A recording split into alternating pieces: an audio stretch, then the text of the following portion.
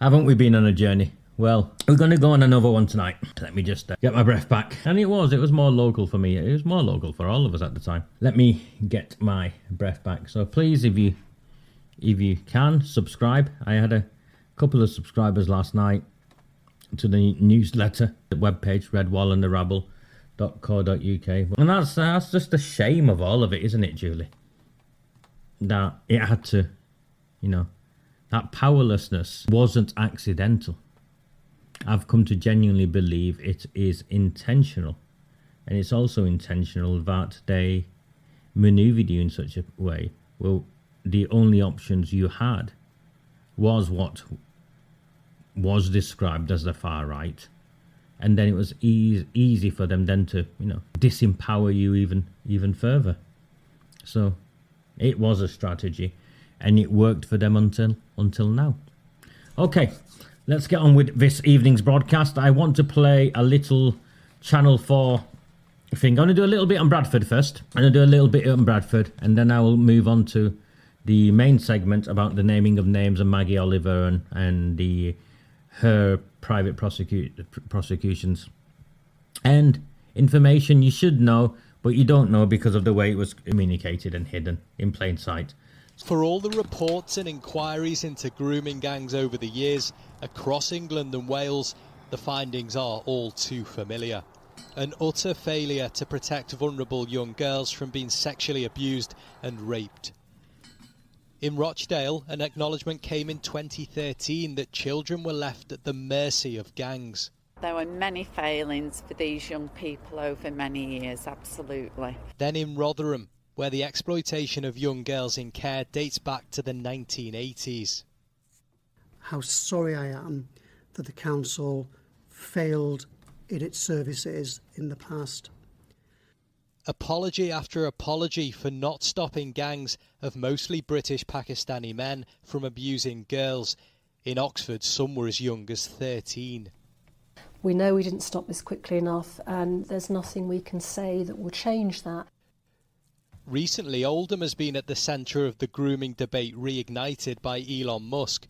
A local review there in 2022 laid bare the failings of the council and the police. We as Greater Manchester are deeply sorry that they went through what they did. And in Telford it was the children rather than perpetrators often blamed. I want to say very clearly that we are sorry. We're sorry for failing to adequately protect. Yet some victims of these scandals point to another place, Bradford, as a key link in grooming network. Abuse started in Rotherham. She was later trafficked to Bristol by men from Bradford. I think if they open that Pandora's box in Bradford, it's going to be on a huge scale that they'll not be able to control.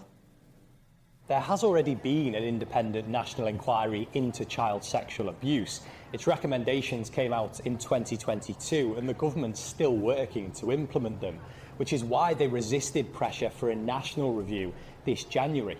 Instead, the Home Secretary announced plans for local inquiries in 5 areas and today confirmed that they will still go ahead after criticism that the measures have been watered down to allow local authorities to choose whether they want an inquiry or not.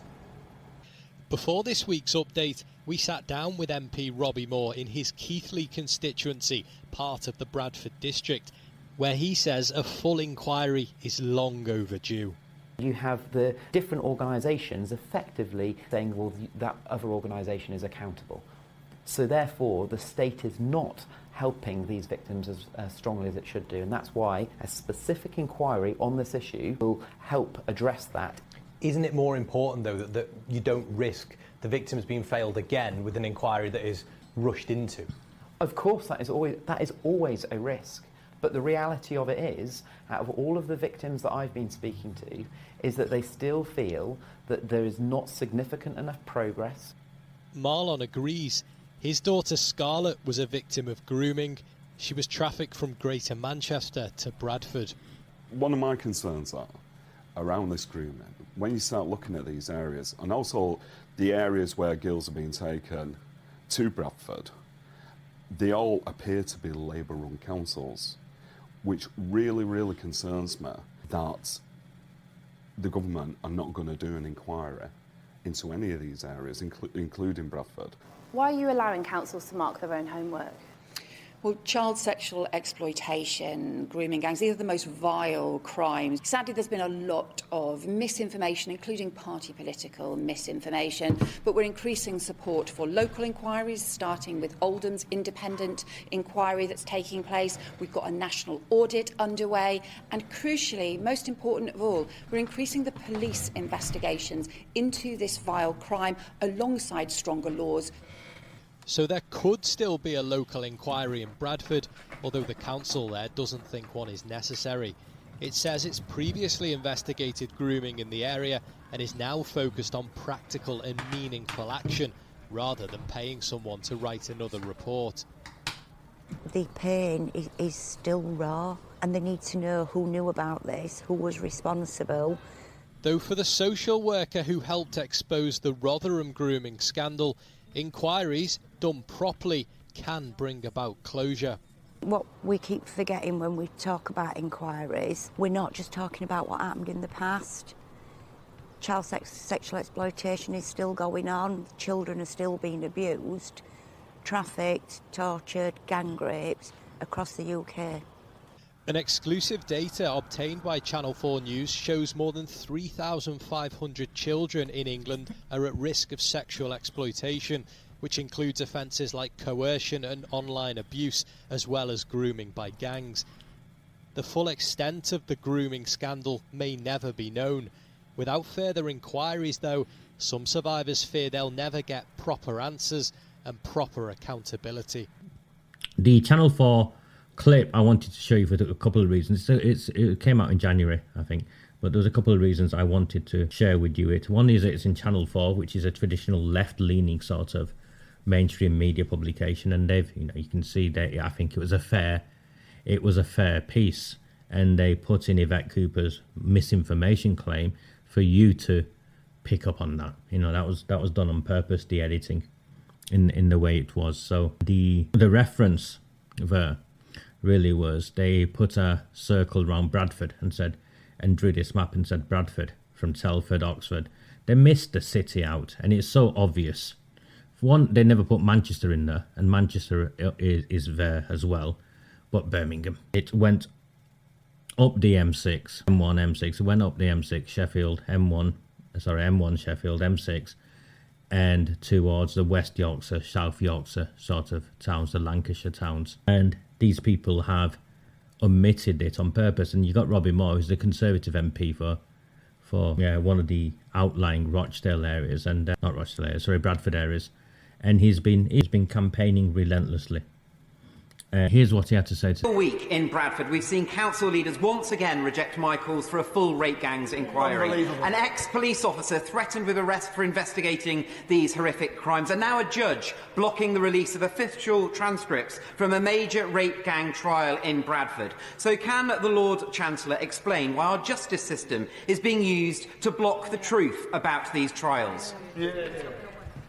Well, what I would say to the honourable gentleman is it's not appropriate in these difficult cases to misrepresent what the correct position is. The Home Secretary has already set out in this House and answered questions on our approach to the grooming gangs issue and the local inquiries. And on court transcripts, we are piloting AI technology for accuracy so that we can, in future, we hope, be able to produce transcripts. At the moment, the costs are prohibitive and the accuracy is not there with the technology that is available. So the Home Secretary, Shabana Mahmood, is claiming it was to do with AI technology. It's an outright lie, because the judge said it's not in the public interest. The judge didn't say anything about AI technology and the AI technology not being good enough as to why we can't release court transcripts. The judge said it's not in the national interest. So these people are now just outright lying in Parliament. And what you've got to understand is this is a war, essentially a war, and it's been fought on a number of fronts. One is the towns and cities where we know it took place, and they've done inquiries, and those inquiries have shown serious failings, and no one's been held to account, which is now where Maggie Oliver is in terms of private prosecutions. Then you've got the towns and cities where We know it's took place, and they are refusing inquiries into those towns and cities. Bradford, yes, he's the MP for Keighley, thank you. Bradford being, ground zero for many people. And then you've got Birmingham, which includes Jess Phillips's backyard, and I have got a dossier of information on Birmingham, and I will go through it with you as soon as I've sorted my equipment out. I'll go through it with you, and you'll see that. Now, Jess Phillips, the safeguarding minister for safeguarding girls, won't speak out against the cover-up of the gang rape of little white girls in her own city. So you've got that as the second element. One is the cover-up in the towns and cities where it has took place, where no one's been held accountable. Two, the prevention of investigating the places where we know it happened, Bradford, Birmingham, so on, Leeds. And then you've got the actual suppression, censorship and suppression of the evidence of what took place once these people have been found guilty. And that's what these court transcripts are, and the denial of these court transcripts is all about. They're just hiding the public documents, public information. These weren't closed secret courts. These were courts where, people could go in, and for the Justice Minister to blame AI technology for holding things up is outrageous. Court transcripts have been made available from long before I have been born. And if there is a cost, if the cost was linked to it, then they should have said, you know what, you want the court transcripts for the Bradford grooming gang case, which is the one that was denied for, it'll cost you £10,000. I guarantee you that £10,000 would have been raised in under an hour by members of the public on a crowdfunder. It's got nothing to do with cost. It's got nothing to do with AI. It's got everything to do with suppression of what is a national scandal. And they're petrified. They're petrified. I think it's gone past because they think we're stupid, Callum, and I'm going to press this and I hope it works because they think we're stupid. I think it's gone past that. I think it's now somewhere else completely. It's now somewhere else completely. They don't even believe the lies that are coming out of their mouths. Thanks, Arthur. What about Hansard? Indeed. Where everything in Parliament is transcribed, yeah? That was long before it. Okay, so I now want to move on to Maggie Oliver. I want to play something first. This is from a press release, an extract from a press release last January, and I shared this last January. It was to do with the Operation Augusta sort of findings and the Rochdale findings, and Maggie Oliver got up and spoke, and they turned the mic off on the section they spoke. And at first I thought they turned the mic off because she mentioned someone's names that she shouldn't have. But then I realised that they turned it off for all of the content, and there was something very specific she said. So I want you to listen to this whilst I bring it up. Please, Mr. Watson, allow some of the survivors of Operation Augusta, Operation Green Jacket, to be interviewed by the assurance review team, because at the moment your legal department is not allowing them to speak to the review team. So that is something which they need to hear in order to assess properly where we go in the future. Organisations like the police, like Rochdale Council, like the Crown Prosecution Service are powerful organisations. And a little voice like mine or Sarah's, we are squashed. And if we don't have any chance of being heard, how on earth would a child like or Amber or all these other children, they must be heard and we must see change. And I would ask the media to shine a spotlight on those corners that normally don't get attention, because it's only with your help and public support and public outrage continuing that really we will see the changes that we must have if we're going to avoid another report like this in 10 years.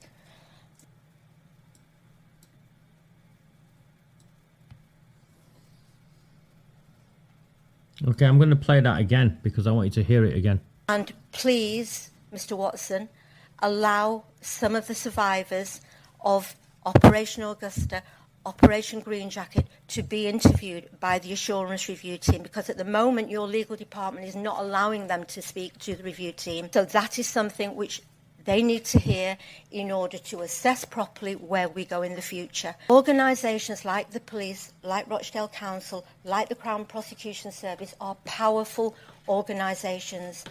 And a little voice like mine or Sarah's, we are squashed. And if we don't have any chance of being heard, how on earth would a child like or Amber or all these other children?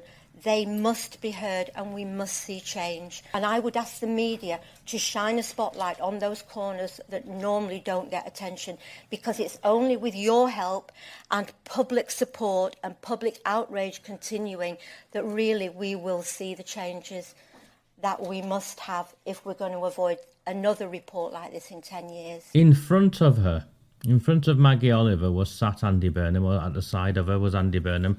And Mr. Watson, of course, is the Chief Constable of Greater Manchester Police. And she stood up last year and outright said that the police's legal team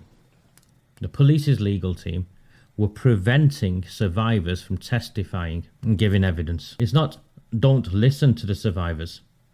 It's we've launched an investigation and the police's legal team are preventing survivors from giving evidence. No one's picked up on it.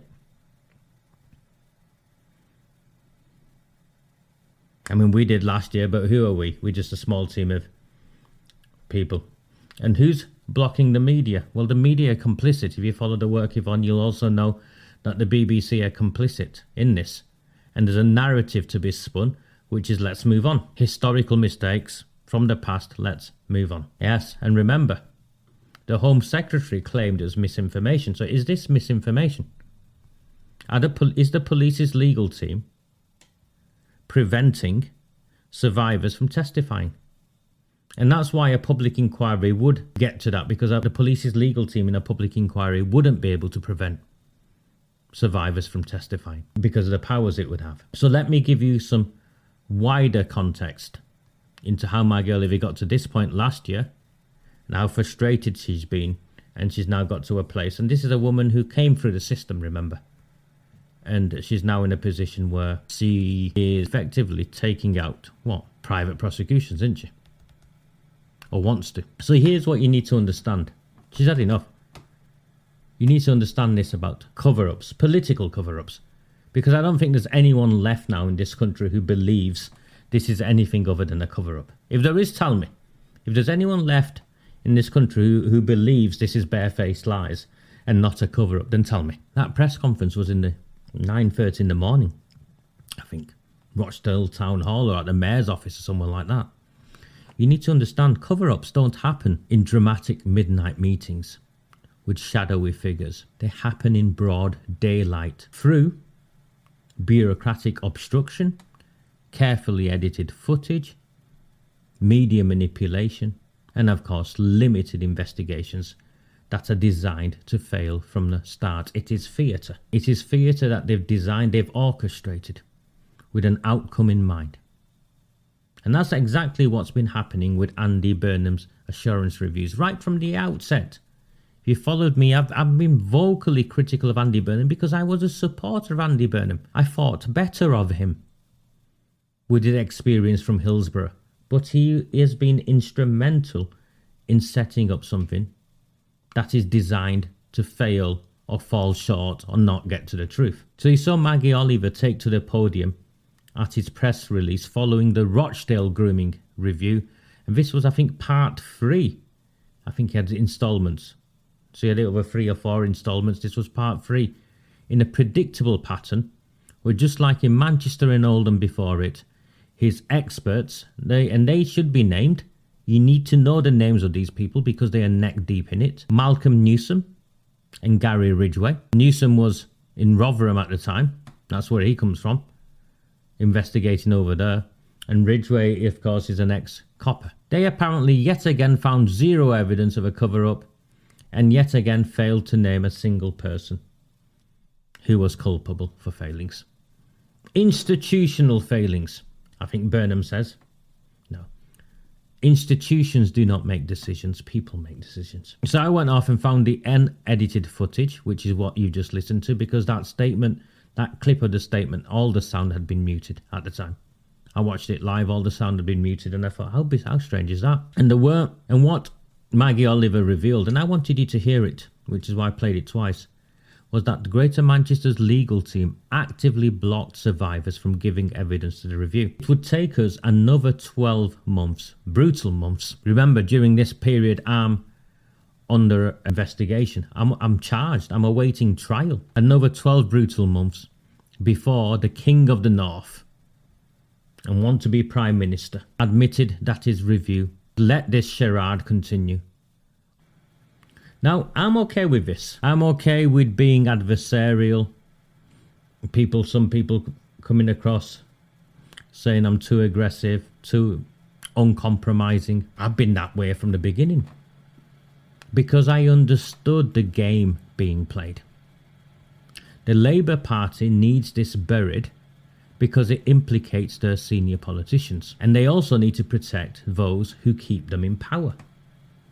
I got that from the outset. Maggie Oliver spent over a decade trying to work within the system before reaching the same conclusion. And for that, I will never criticise her. She deserves enormous respect for that, for trying the collaborative approach. Now she's pursuing private prosecutions because she's learnt what many of us have known all along. Collaboration with these people is a dead end. I'm pleased that Maggie Oliver is now pursuing private prosecutions, because I'm going to name the people she should be pursuing those private prosecutions with immediately.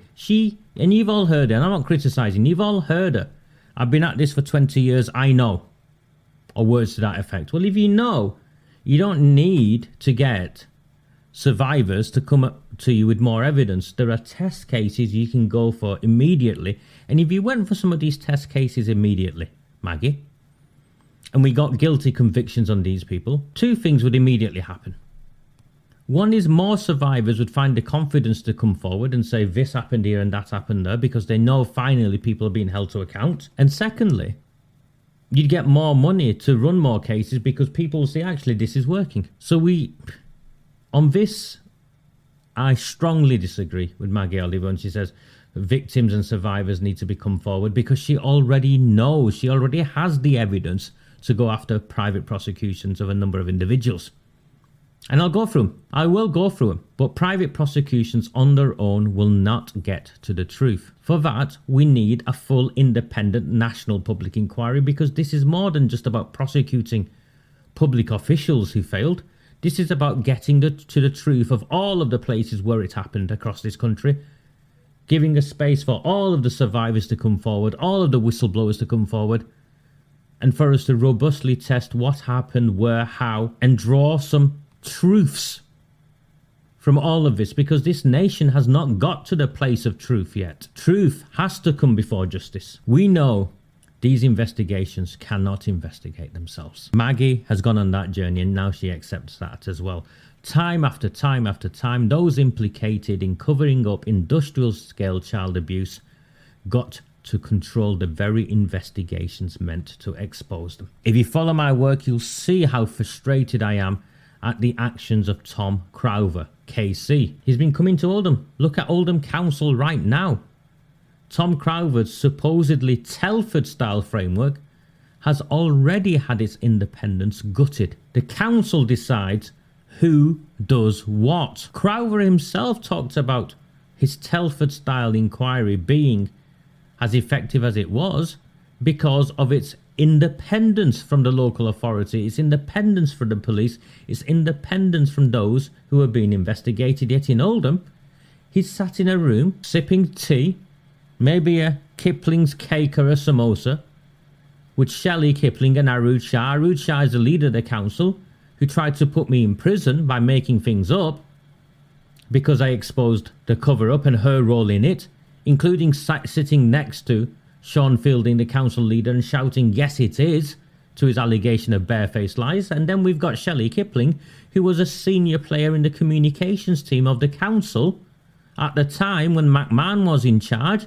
who's now the chief executive. These people are neck deep in the cover-up. What is a KC who's supposed to be doing an independent investigation doing, sitting with these people to determine the terms of reference? Now, Only a national public inquiry, truly independent, can break this cycle where politicians and officials implicated in protecting, and I use this term now, Pakistani rape clans. These networks of men weren't gangs, they're clan members, brothers, uncles, father's son, brother-in-laws. They operate as a clan. And that's what we're calling them. They're a clan. These people are continuing to mark their homework. And before we can have justice, we must have truth.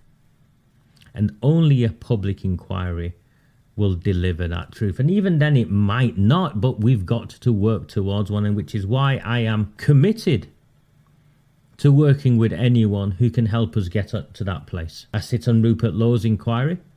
It's yet to get going, but you know, I'm pleased I'm on that. I can help shape and direct that.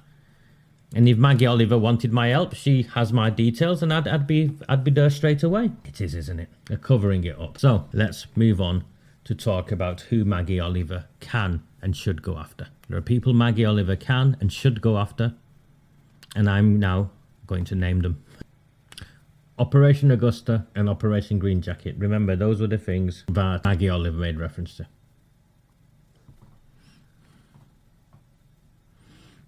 I'm going to start with the Greater Manchester Combined Authorities website. The videos and age restriction is the video of the report.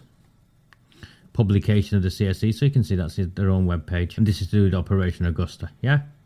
Officers conducting the initial phase of the investigation reported that there were potentially 97 persons of interest, that's where we all get the 97 from, who had been identified as being involved in some way in the sexual exploitation of children as a perpetrator, facilitator, or an associate of either. The scoping report of Operation Augusta described these persons as predominantly Asian men working in the restaurant industry. The review team independently identified 68 individuals known to Operation Augusta who it could reasonably be assumed had been part of this group. So they're talking about members of a grooming gang, not necessarily the customer base, which we know is, well, it's in the thousands, isn't it? But instead of them being prosecuted and the victims protected, senior officers prematurely closed Operation Augusta down in 2005 before it could complete its work. The review team's judgment, and remember these are Andy Burnham's boys, brought in to manage the situation. The review team's judgment is that this was driven by a decision to remove resources from the investigation rather than a sound understanding that all lines of inquiry had been successfully completed or exhausted. Well, we know that's not the case because you just said there's 97 persons of interest and 68 individuals. Now what they don't say is how many of those 68 individuals at the time before they shut it down, how many of them did they speak with? How many of them did they arrest? All of that is hidden. The review team concluded that they could offer no assurance that appropriate action was taken by Greater Manchester Police or the responsible local authority to address the risk in relation to 16 children in their sample, including Victoria Agoglia. So 16 children in their sample. We know there were many more children, but they looked at 16 children in their sample, children in care who were being abused as part of a rape gang. Victoria Agoglia, remember, had gone pleading for help before she was injected with heroin and killed. 15 of these children were the responsibility of Manchester City Council. So first of all, we've got Greater Manchester Police, and then we've got Manchester City Council. So I'm just writing this down. In respect of the remaining 9 children in the sample, the review team conclude that there was insufficient available information for them to form a view as to whether the children had experienced sexual exploitation or whether these concerns were appropriately addressed. Well, maybe if you'd spoken to them, you'd have been able to determine that, because they avoid making reference to whether they spoke to them or not. And my instinct tells me they didn't speak to them, either because they were prevented by the police or they just decided it was outside of their remit. Her diary did disappear for years. Mayor of Greater Manchester, Andy Burnham, said, so he's promoting himself. Yeah, I watched a 3 girls drama and I acted, blah, blah, blah. This is the bit I want you to focus on. The report makes extremely difficult reading. The fact that a new criminal investigation has been opened by GMP shows that it was right to commission this review, and I will ensure that it will have all the resources they need to give the victims they deserve. That police investigation's name is Operation Green Jacket. Okay, bear that in mind. So, as a consequence of that review, 3 police officers were referred to the IOPC, the so-called Independent Police Complaints Lot. It's not independent at all. I've been dealing with it for the last 5 years, and they've been avoiding investigating for that long. I'm not joking. Because if they investigate money, they end up in a place where the police officers were corrupt and involved in attempting to falsely imprison me. So I have direct experience of the IOPC, the Police and Crime Commissioner, and all of that. So 3 police officers got referred to the IOPC, and this is what happened. The police watchdog has defended ending an investigation into how 3 senior officers led an inquiry into child sexual exploitation. The Independent Office for Police Conduct, the IOPC, said it could not find out who halted the inquiry in Manchester. Puff. We don't know who did it. Greater Manchester Mayor Andy Burnham said the IOPC investigation inadequate. So even the mayor, the police and crime... This public inquiry comes, as you can see, what's taking place here.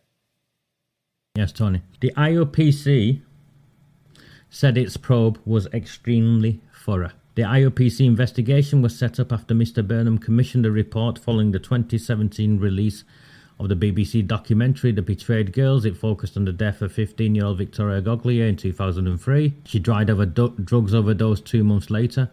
Well, actually, no. Injected with heroin by a 50-year-old man. We know the demographic of that man, don't we? The IOPC said it never found out why the year-long investigation into child sexual exploitation in South Manchester was halted, and some former Greater Manchester police members did not engage with its work. So it couldn't even interview the people who were incriminated. On Thursday, it said it had discontinued its own investigation and found no evidence GMP breached any professional standards. That doesn't mean the evidence didn't exist. It found no evidence because it didn't have the power to go looking for the evidence, to compel witnesses, none of that. Mr. Burnham criticised the IOPC, saying he was very disappointed with this inconclusive and inadequate investigation, and victims had sadly been let down. It was now a matter for the Home Secretary, he said. Okay. So when we talk about freedom of information workshops, here we've got Andy Burnham saying that the IOPC investigation into the 3 police officers who had been referred for, they were identified as involved or potentially involved in the closing down of this investigation. He said it's inadequate. The IOPC admitted it's failed. It couldn't get people to speak to people, the police officers. And those who did said very little. So apparently it's now a matter for the Home Secretary. Okay. If it's a matter for the Home Secretary and the Police and Crime Commission, Andy Burnham, you would have, at the time of this statement, written to the Home Secretary, wouldn't you? Expressing your disgust at the actions of the IOPC and its inadequate investigation. And if you had written such a letter to the Home Secretary at the time, that letter, if you haven't published it, which I can't find, it would be subject to a Freedom of Information request. So we're going to come back and write a Freedom of Information request to Andy Burnham. And I'm sure a number of you will enjoy sending in identical or similar Freedom of Information requests in your own words to Andy Burnham or to the IOPC, and we'll do all of that on this matter.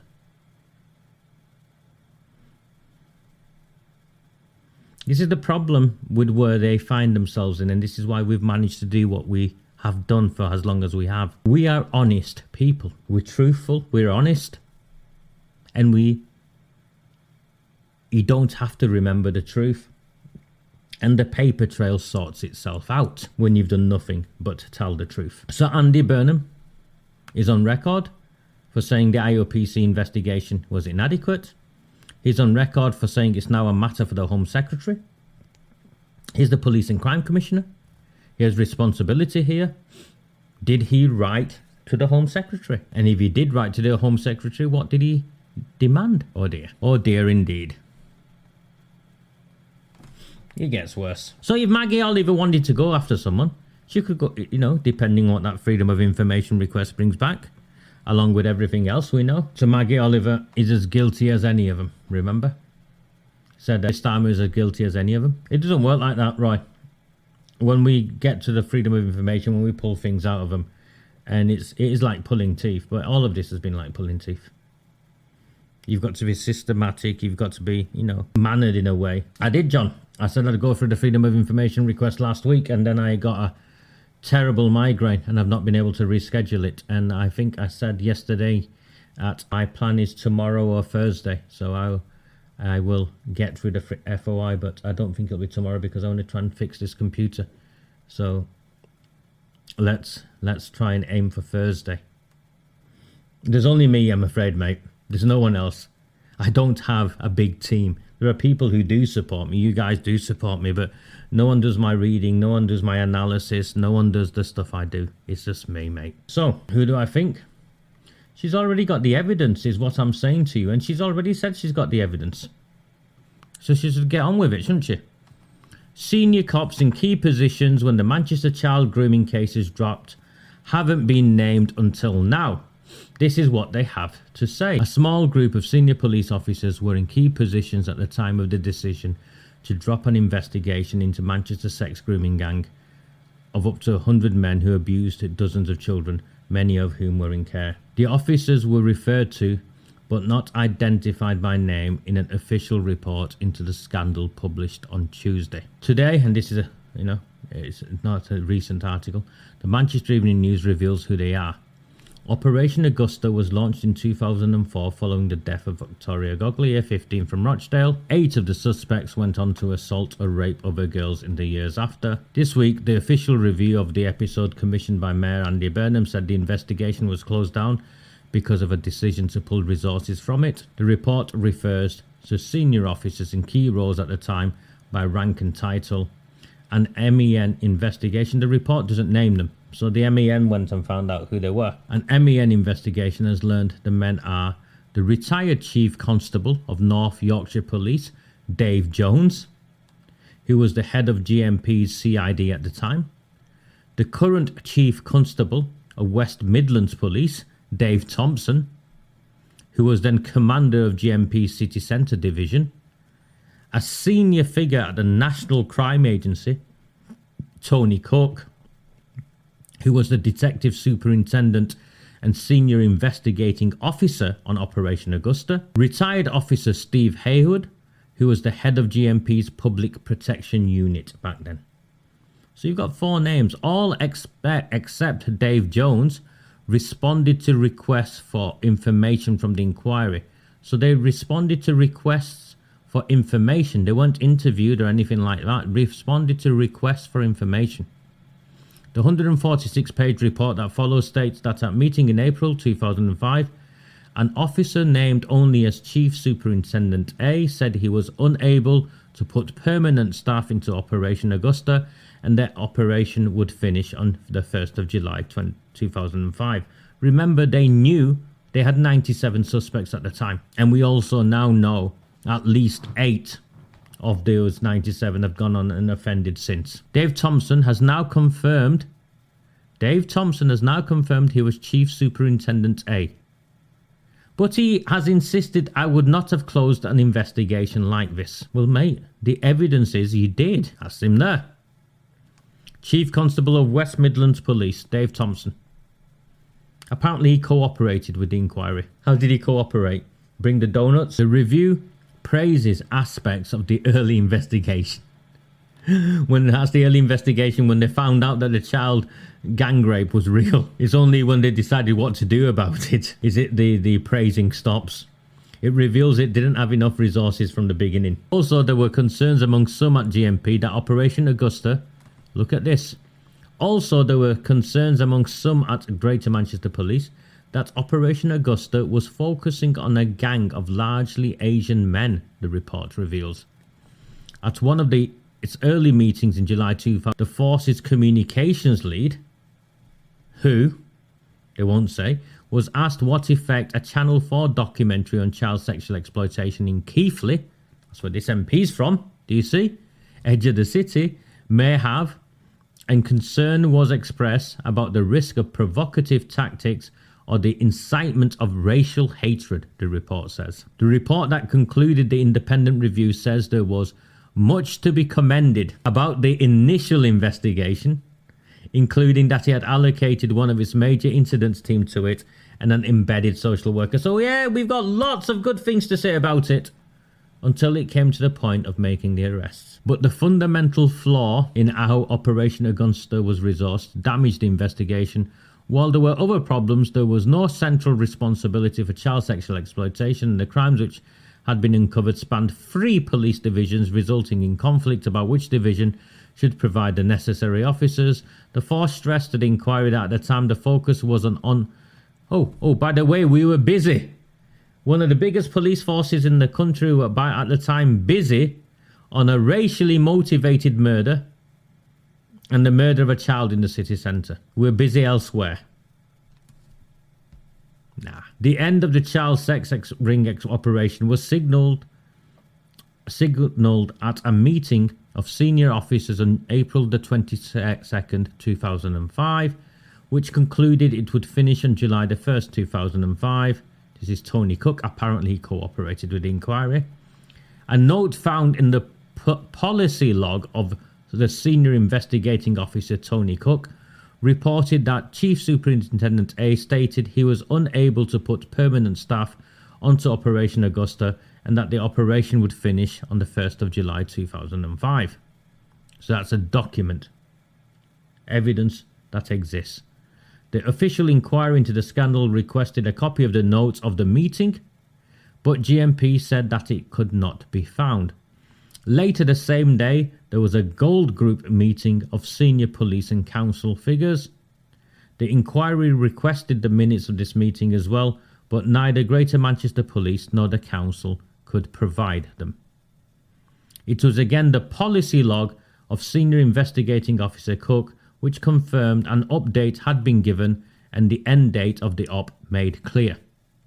Dave Thompson, now Chief Constable of West Midlands Police, admitting being Chief Superintendent A to the Manchester Evening News, but he says he has no recollection of discussion about resources despite Mr. Cook's log. In a statement, at this time I was the local police commander for one district of the City of Manchester. I was not in charge of criminal investigations. I have never been involved in the Operation Augusta investigation. I have no recollection of an investigation which was led by Greater Manchester Police's Serious Crime Division. The report references from another officer's notes that I was at a meeting where resources were discussed. That's Chief Constable Dave Thompson. Whilst I have no recollection of the discussion and no other documents are held by Greater Manchester Police in this case, how does he know that? I do not believe any investigation of this type, initiated at a force level, would have been terminated by a local commander. It is clear Greater Manchester Police and Manchester City Council should have done a better job. As a member of the force at this time, I am very sorry we did not do a better job. However, I am clear I would not have closed the operation down. So that's him. The MEN understands Augusta's Senior Investigating Officer, Tony Cook, now head of operations for child sexual exploitation. So this guy was involved in this, is now head of operations for child sexual exploitation at the National Crime Agency, wanted to focus on 25 victims to prevent the operation getting out of control. So one, it wasn't me. And the other one wanted to focus on not all the children, or let's pick some of the children, in case the investigation gets out of control. I think it's very clear, isn't it? I think it's very clear what's going on here. He told the inquiry, in agreement with the Gold Strategic Multi-Agency Group, so that means the council, the terms of reference were kept deliberately tight and focused on a precise number of victims due to the scale of the task and resources available. I've never seen those terms of reference, by the way. I had concerns not only from our small team getting quickly swamped by a rising potential number of victims and offenders, but also that subsequent new reports could feasibly get allocated to the Augusta team. We're too full. We can't be investigating any more children being raped. In which case, we would. Sorry, I'm laughing because I'm trying to, I'm trying to deal with this myself. In which case, we could have had not only to investigate these, but also manage associated safeguarding risks with a very small number of staff. No minutes of the April 22nd Gold meeting at the Town Hall, attended by senior council and police officers with their respective communications officers, could be found. Although Senior Investigating Officer Cooks' policy log indicates an update had been given, press strategies discussed, and the operation's end date confirmed, the report reveals. The report says, finally, the investigation strategy placed too heavy a reliance on victims' willingness to make complaints. As resources and time ran out, activity became reduced to closing down the majority of the cases because the child declined to make a formal complaint. Critically, the problem with Operation Augusta had been set up to tackle, namely the sexual exploitation throughout a wide area of significant number of children in the care system by predominantly Asian men, had not been addressed. Even though it went, no one was arrested. So Dave Jones, who retired as Chief Constable of North Yorkshire Police, is understood to be the officer, Detective Chief Superintendent A. He could not recall. He did not respond to the MEN. And Steve Haywood, who was allowed to retire from Greater Manchester Police being accused of lying to a public inquiry. So he was allowed to retire after he was accused of lying to a public inquiry into the fatal shooting of police shooting of Anthony Granger, is referred to only as Detective Superintendent B, the head of public protection at Greater Manchester Police in the report. He did not respond to a call from the MEN. Here we go. Retired cop accused of lying at Anthony Granger.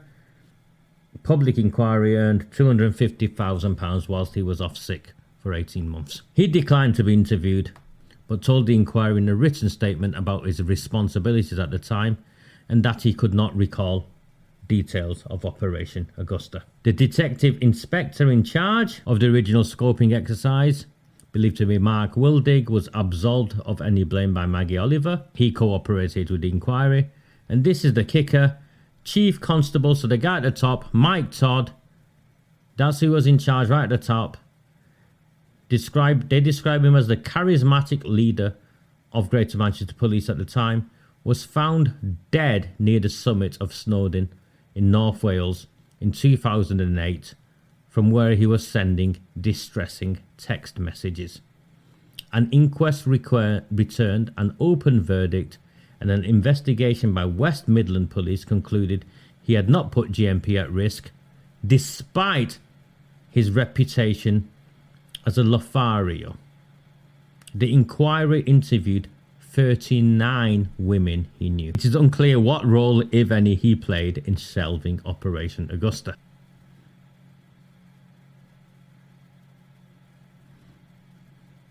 When the MEN contacted Sir Peter Fahey, who replaced him, he repeated what he told the authors of the inquiry report. He could not recall the ITV interview. And that's an ITV interview where in 2014 he said he was quite happy to look at Victoria Agoglia's death again after her grandmother, Joan, had said, these men are still walking about. She needs to be put to rest, and I hope if anyone is watching and they do know something, even if it's the smallest thing, to come forward so that social services will know there's a lot of people that still know they never helped these young girls. He can't even recall the interview. He said he believed the Agoglia case would fall under one of the reviews which were instated following the jailing of the Rochdale sex grooming gang in 2012. It clearly wasn't, he said. I gave my recollection to the inquiry and fully cooperated. What does fully cooperating mean for these guys? I took donuts to the meeting. As well as examining the past, we need to look at what is happening now. We need to move on. Lessons have been learned. Blah de blah de blah de blah. So I think straight away, you've got a number of individuals. Maggie Oliver, I watched that interview. Some of you asked me to go and watch yesterday. She clearly focuses on Operation Augusta. Well, Maggie, you were the whistleblower on Operation Augusta. You've raised £125,000. You've got clearly a number of police officers. You don't need survivors here, Maggie. You don't. Because the failings here are of these police officers or of that moment in time. You've also got Manchester Council neck deep in it because the people can be identified who are involved at that time in that gold meeting. There are people you can clearly go after and have a public prosecution, a private prosecution against. Police officers.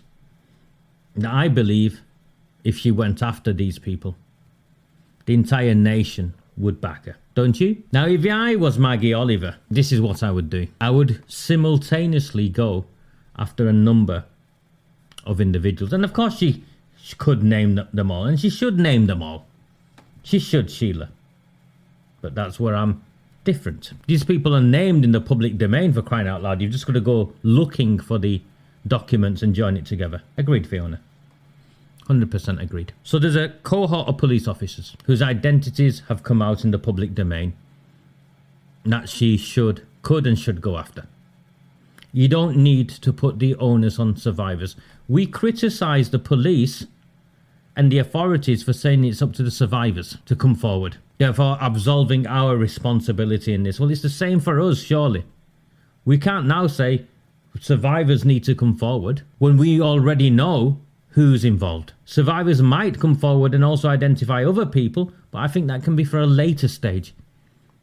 Because we need a win in this, Maggie. The public need to see something to happen. And there's enough here. So you've got a group of police officers. You've then got whoever was involved in Manchester City Council at the time. So that's Manchester, pinned down. You got Samantha, the young lass Samantha from Telford. The chief executive of Telford, or the leader of the council of Telford, went on to become an MP. And I've seen Samantha and others criticise him, writing to the government, trying to block a public inquiry, trying to say there's nothing to see here. Go after him. The evidence is there. Go after Jim McMahon in my own town. Go after McMahon. The evidence is there. And if there's anything we can do to help you with that, we will. There are towns, key towns and cities across the country where you can handpick and simultaneously go after police officers, politicians, and council staff who were involved in either failures at the time or complicity in the cover-up. So no, I disagree completely. We should not be putting the onus on survivors to come forward with evidence. We have the evidence. 15 years of work, Maggie, you've done. More than anyone else here, the evidence is there. If this is genuinely about private prosecutions, the system has failed, then we need to stop putting the onus on survivors. This cannot be survivor-led. Survivor-led and evidence-driven. What nonsense is that? The survivors do not identify those officials who failed them in complex ways. They'll never have even encountered them. The survivors would never have encountered any of these police officers. And no, going after the social workers and those at the lowest level, that's easy. It's the people who made the decisions to close down the investigations, the people who made the decisions to cover the stories up. And so, whilst we're all still here, and sorry, yesterday was a pitiful day for me. Yeah, indeed, Kevin Fitzpatrick, the BBC guy. Yeah, go after these people. If you're finding value, I'm just looking at the coffees and stuff this evening. Not a lot. I don't blame you because of the glitches, but please, if you're finding value in the work I do, please sign up to Redwall and the Rabble. I'm hoping you're seeing how I, even with the interruptions, how I take you on a journey and join the dots up for you. So you see what is taking place. And I'm naming names. Maggie should be going after these people. But I think coordinated from across different parts of the country, Telford, Manchester, Oldham, Rotherham, we've got the names, we know what they did. Yes, exactly that, Carl. And just so you know, we talked about freedom of information requests and we've pinned down Andy Burnham. Well, now I think we should pin down Greater Manchester Police. Remember Operation Green Jacket? So this was released in February, 7th of February. Greater Manchester Police make the 70th arrest in pursuit of suspected non-recent child sexual offenders in Greater Manchester. So they're confirming this is the 70th of arrest. Yesterday morning, specialist detectives executed a warrant in Chadderton, Oldham. So straight away, this is linked to Operation Green Jacket. It's to do with the Manchester City, South Manchester. But look at this. A 77-year-old man has been arrested on suspicion of indecent assault. It's to do with Operation Augusta, you can see. The South Manchester area in the 2000s. So that's what Green Jacket was, the reopened case. At the time of the alleged offence in 1994, the man was a social worker for Manchester City Council. He was a social worker. And then next month in March, Operation Green Jacket will hit an important milestone with its first trial. And of course, its first trial is not a member of the Pakistani Rape Gangs. It was Christopher Oates of Stockport. And I'm not taking away from the horrible stuff that these people are doing, but they're not the same, because these people weren't protected in the same way. So they went and arrested. Operation Green Jacket went and arrested. 70th of arrest. It's to do with the operation they shut down in the South Manchester area in the early 2000s. And the person they've arrested worked for social services for Manchester City Council. You couldn't make any of, you couldn't make this up, could you? Now, what would I do with that information? I'm very clear. If Greater Manchester Police are celebrating their 70th arrest under Operation Green Jacket, and we know Operation Green Jacket was a consequence of the failings identified in Operation Augusta, and you've arrested 70 men or 70 individuals, I would submit a Freedom of Information request to Greater Manchester Police for the demographic breakdown of the 70 men they've arrested. How many of them were Pakistanis? How many of them have the police determined, never mind how many of them, are linked, have immediate family connections with Labour Party politicians in towns and cities across Greater Manchester? And that's another FOI request I'd send off. How many of them have been charged? How many of the 70 that they've celebrated have been charged? How many of the 70 were known to them during the time of Operation Augusta? And it doesn't matter if they say that. You need to understand it's okay. Let them refuse. Because we are at this, you got to understand what we're trying to do. If they hide the evidence from us, it only grows our numbers as more and more people come on board, because more and more people become outraged. They've identified, they've celebrated, they've arrested 70 people. Surely it's in the public interest to know the demographic breakdown of these 70 people, and also how many of the 70 they've charged. No, it doesn't work like that. Again, it doesn't work. You're so defeatist, some of you. We never have got this far. Hopefully we're back one more time. So the evidence is there for her to proceed, is what I'm saying. She says she knows who the names are. These names are in the public domain. They've been in the public domain for some time. My viewpoint is that putting the pressure on survivors to come forward to aid with this is really unfair. I think it's time we need to do something. Maggie needs to do something. Proceed with the private prosecutions of the people we know, she knows, that we can get somewhere with. And then if we are successful, and I believe we, hopefully we can be successful. And there's a whole host of issues with private prosecutions that'll get into a later date, including how easy it is for the system to shut them down. Basically, the CPS can take them over and just close them down. There's no need to delay any longer on this. She's raised 125,000, give or take. She knows who the people are, and the country is behind her, and it's time for courage. She's shown so much courage. It's time to dig a little bit deeper and go again. And of course, we will submit the FOIs, and we will harass and harry and cause a nuisance of ourselves. Agreed, Sheila. So that's me done for the evening. My apologies for the intermittent service. I'll clean up my computer. I'll try again, and hopefully we can get it fixed. And if not, I will have to go and well, there's a millionaire out there who's bankrolled me apparently. No, please, if you can. Again this evening, the sign-ups and the subscriptions have been, I think, 2 or 3 people. 3 people, we'll class it as. There's one incomplete that I'm sure will be completed. So thank you to those 3 people who've signed up, showing up so far. Evan, you go and top up your wine cellar, and I will put this night behind me. But you know what? In all honesty, we've come such a long way. We're now a little bit a small step away from Maggie just going for him and saying, you know what, these are the people that we first going to go for. Here are the police officers, here are the council staff, and here are the politicians, front and centre. My brother Jamal. A very good evening. Do not fear them. Do not fear any of them. Do not fear them. Do not fear any of them.